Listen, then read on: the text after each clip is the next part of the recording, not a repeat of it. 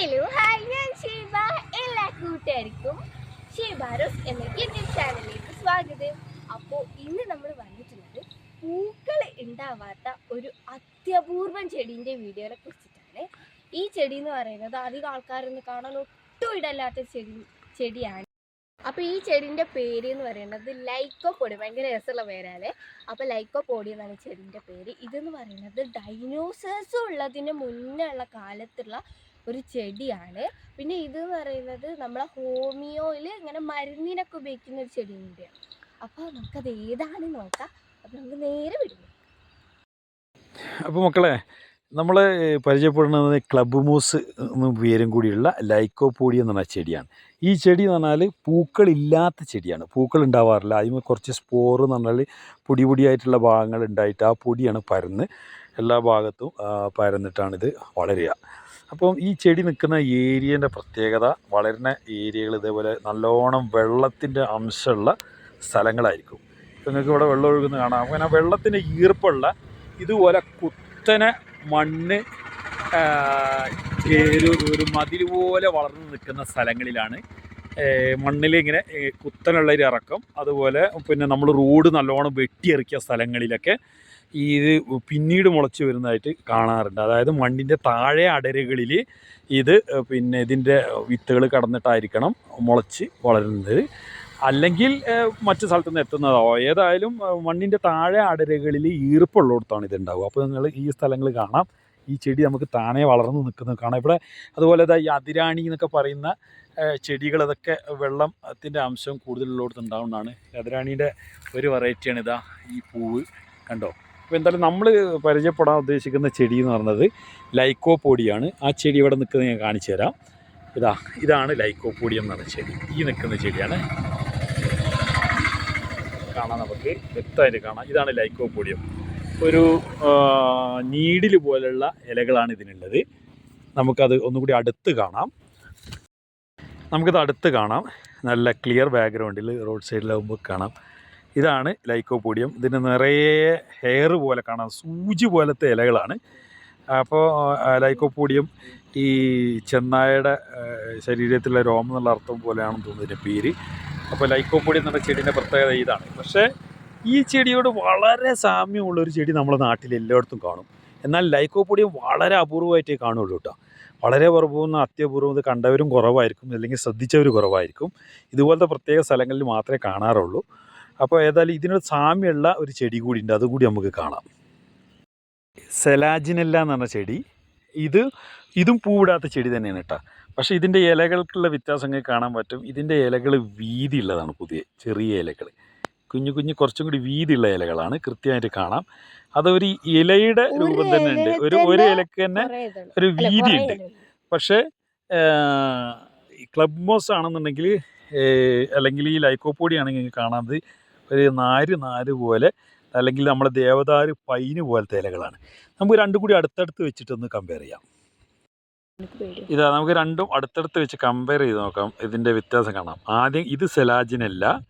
ഇതിൻ്റെ ഇലകൾ കണ്ട കുറച്ച് വീതിയുള്ള ടൈപ്പാണ്. പക്ഷേ ഇത് ആണ് ലൈക്കോപോഡിയം. ഇത് അപൂർവമായിട്ട് കാണുള്ളൂ. ഇത് മിക്കവാറും എല്ലായിടത്തും കാണാൻ മതിലൊക്കെ. ഇത് നല്ല ഹൈറ്റുള്ള ഭാഗങ്ങൾ, 4-5 മീറ്ററൊക്കെ ഹൈറ്റുള്ള മതിലിൻ്റെ സൈഡിലോ അല്ലെങ്കിൽ വെള്ളത്തിൻ്റെ ഈർപ്പുള്ള സ്ഥലങ്ങളിലോ നല്ല സൂചി പോലത്തെ ഇലകളായിട്ട് കൃത്യമായിട്ട് കാണാൻ പറ്റും. ഇനി ഇതിൻ്റെ വേരുകൾക്ക് ചില പ്രത്യേകത, വേരുകൾ നമുക്കൊന്നത് കാണാം. വേരുകൾ നല്ലോണം വ്യക്തമായിട്ട് ഇങ്ങനെ പടർന്ന് പോകുന്ന രീതിയിലാണ് മണ്ണിൻ്റെ സർഫസിൽ. വളരെ വലുതായി ഒന്നുമില്ല ഇത് ചെടി. ഒരു ഹെർബിനെ പോലെ ചെറിയ ചെടിയാണ്. പക്ഷേ ഇത് നല്ലോണം പടർന്നു വരും അനുകൂല സാഹചര്യം ഉണ്ടെങ്കിൽ. എന്തുകൊണ്ട് ക്ലബ് മൂസ് എന്ന് പറയുന്നത്? അപ്പോൾ ഇതിനകത്ത് ഇതിൻ്റെ വിത്തുണ്ടായത് കാണാം. ഇതിൻ്റെ അറ്റത്ത് ഇലകൾ ഇങ്ങനെ കൂടിച്ചേർന്ന് അതിനകത്ത് നിറയെ പൊടി പോലെ ഉണ്ടാവും. അതുകൊണ്ട് അതിനെ ക്ലബ് മൂസ് എന്ന് പറഞ്ഞാൽ ഒരു ഗത പോലൊക്കെ. ഇപ്പോൾ ഇത് കുറേ എണ്ണം അങ്ങനെ ഉണ്ടായി വന്നു. അതിനകത്താണ് ഇതിൻ്റെ വിത്തുകൾ നിൽക്കുന്നത്. നിറയെ വിത്തുകളുണ്ടാവും. ഈ വിത്തുകൾ ആണ് പടർന്ന് പലയിടത്ത് എത്തുന്നത്. കണ്ടില്ലേ, കൃത്യമായൊരു പിക്ചർ കാണാം. ഇത് ഫുള്ള് വളർച്ച എത്തിക്കഴിഞ്ഞാൽ ഇങ്ങനെ അറ്റത്ത് ഓരോന്നായിട്ട് ഒരു അറ്റത്തിങ്ങനെ നമുക്ക് കാണാൻ പറ്റും വ്യക്തമായിട്ട്. ഒരു ഇച്ചിരി വൈറ്റ് നിറം കയറുകയും ചെയ്യും. അപ്പോൾ അതാണ് ഇതിൻ്റെ ഒരു പ്രത്യേകത. അപ്പോൾ ഇത് കൊലകൊലായിട്ട് നിൽക്കുന്നതാണ് സത്യത്തിൽ ഭംഗിയുണ്ട്. ഒരു അലങ്കാര ചെടിയായിട്ട് നമുക്ക് വളർത്താൻ പറ്റും. സാധാരണ നമ്മുടെ നാട്ടിൽ കാണുന്ന ലൈക്കോപ്പൊടിയൊക്കെ ഈ മരത്തിൽ അല്ല, തറയിൽ തന്നെയാണ് വളരുക. പക്ഷേ ചില മഴക്കാട് ഈ കാലാവസ്ഥയുള്ള ഭാഗങ്ങളിൽ ഈ ചെടി എന്ത് ചെയ്യുമെന്ന് വെച്ചാൽ പിന്നെ മരത്തിൻ്റെ മുകളിൽ പറ്റി പിടിച്ചിട്ട് എപ്പിഫൈറ്റ് എന്ന് പറയും.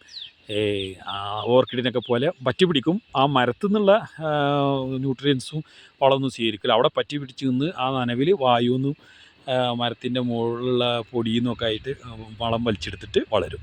പ്രധാനമായിട്ട് അത് പറ്റി പിടിക്കാനാണ് ഉപയോഗിക്കുന്നത്. പക്ഷേ അതായത് മരത്തിൻ്റെ അകത്തുനിന്നും മരത്തിൻ്റെ നീര് കുടിക്കുന്ന സ്വഭാവമൊന്നുമില്ലാത്ത എപ്പിഫൈറ്റ് ആയിട്ട് വളരുന്നുണ്ട്. ഇപ്പോൾ ഇവിടെ കാണാം ഫേൺസ് ഉണ്ട്, പന്നൽ ചെടികളുണ്ട്, പിന്നെ അതുപോലെ അതിരാണി പൂട്ട് നിൽക്കുന്നത് കാണാം.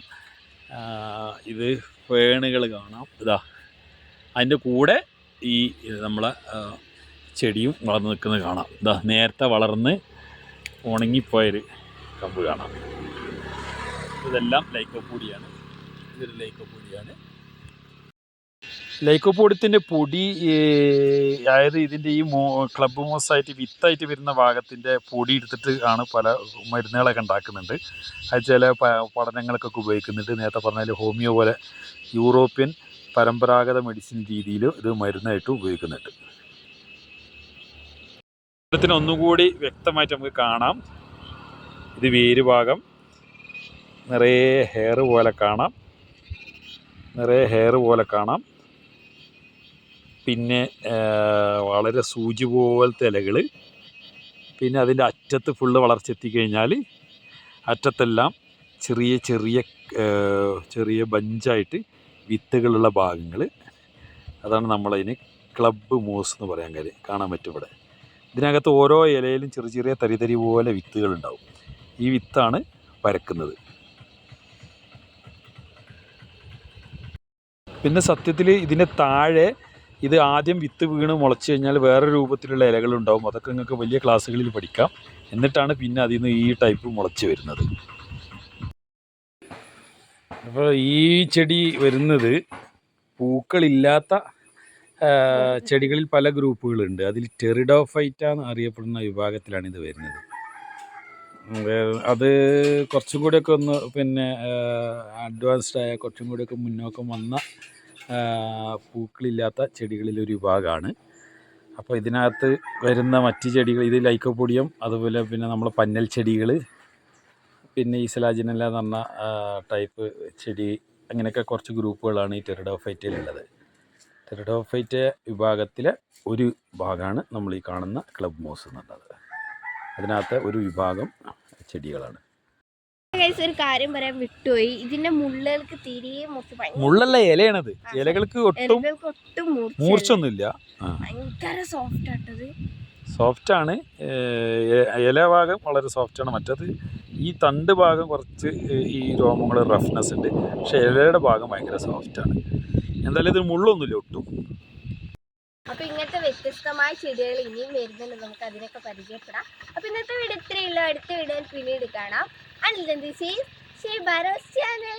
Take care. Thank you. Bye bye. പിന്നെ സബ്സ്ക്രൈബ് ചെയ്യാൻ മറക്കരുത് കേട്ടോ.